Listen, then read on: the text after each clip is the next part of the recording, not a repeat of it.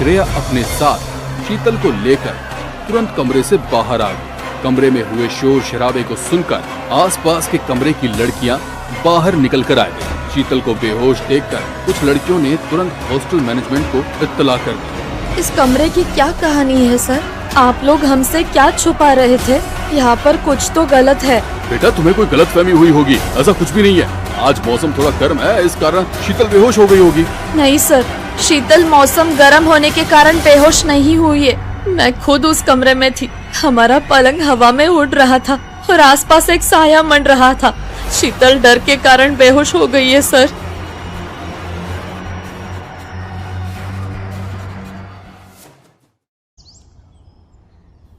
Come on girls, सब लोग अपने अपने रूम में चले जाओ, रात होने वाली है, कोई भी बाहर नहीं घूमेगा।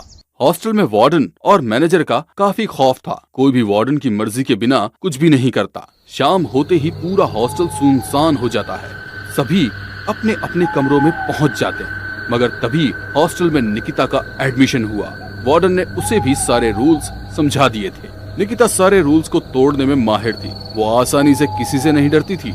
एक रात वो देर तक कमरे की लाइट ऑन कर पढ़ाई कर रही थी। वार्डन जब इंस्पेक्शन के लिए वहाँ से निकली तो उसके कमरे की लाइट जलती देख दरवाजा नॉक किया।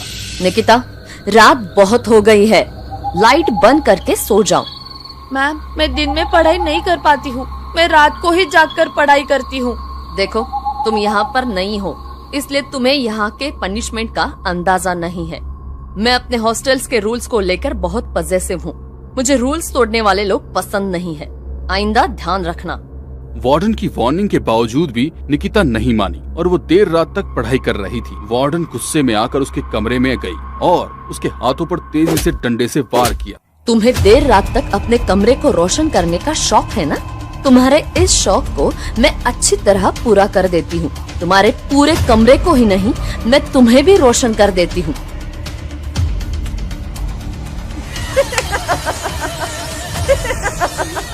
आया मजा? आगे से रूल तोड़ोगी तो और ज्यादा भयानक सजा दूंगी। वार्डन ने स्विच बंद करके झटके से निकिता का हाथ बोर्ड से अलग किया और रूम से बाहर चली गई। निकिता देर तक फर्श पर पड़ी तड़पती रही। पूरे शरीर का खून करंट के कारण जलकर खत्म हो गया था।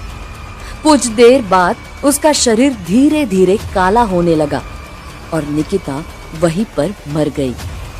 अगली सुबह जब लड़कियों ने उसकी लाश देखी तो वार्डन को अपनी गलती का एहसास हुआ और उसने पुलिस केस बनने के पहले ही निकिता के शरीर को ले जाकर पीछे के शमशान में जला दिया और उसके घर वालों को कह दिया कि निकिता कहीं चली गई। लड़कियों को सख्त वार्निंग दी गई कि किसी को कुछ न कहे, वरना उन्हें और भयानक सजा मिलेगी। सभी लड़कियां डर के कारण खामोश थी। कुछ दिनों के बाद हॉस्टल में अक्सर निकिता का साया घूमता हुआ नजर आता तो वार्डन का कोई ना कोई रूल तोड़ता। लड़कियों के मन में अब वार्डन के साथ साथ निकिता की आत्मा का भी डर बैठ गया था। धीरे धीरे हॉस्टल खाली होने लगा। एक दिन निकिता की आत्मा ने वार्डन से अपना बदला लिया। वार्डन भी ठीक वैसे ही मरी जैसे निकिता मरी। निकिता की आत्मा ने उसका हाथ स्विच बोर्ड में डाल दिया था। वार्डन की मौत के बाद कमरा नंबर 312 बंद था। क्या हुआ? आप इस तरह परेशान क्यों नजर आ रहे हैं? वो लौट आई है, चले जाओ, सब यहाँ से चले जाओ, वरना सबकी मौत पक्की है। कौन लौट आई है? आप किसकी बात कर रहे हैं? वो निकिता, उसकी आत्मा को शांति नहीं मिलेगी तब तक वो ऐसे ही भटकेगी। उसकी आत्मा की शांति के लिए क्या करना होगा? वो तो मुझे नहीं पता, कुछ सिद्ध पुरुष ही इसके बारे में बता सकता है। शीतल के दादाजी इन सब बातों के जानकार। जब उन्हें इसके बारे में पता लगा तो वे अपने साथ एक पंडित को लेकर आए और साथ में मैनेजर को उसके घर वालों से कांटेक्ट कर उन्हें हॉस्टल में बुलाने के लिए कहा। पंडित ने रूम नंबर 312 में पूजा करना चालू किया।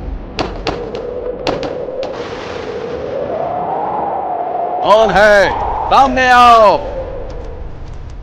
मेरे बारे में क्यों पूछ रहे हो? तुम यहाँ से चले जाओ, मैं कहीं नहीं जाने वाली। हम तो तेरी मुक्ति का साधन करने के लिए आए हैं। मुक्त हो जा इस दुनिया के जंजाल से और खुश रहने दे यहाँ पर रहने वाली लड़कियों को। मैं भी तो यहाँ रहने आई थी, फिर मुझे क्यों मार दिया?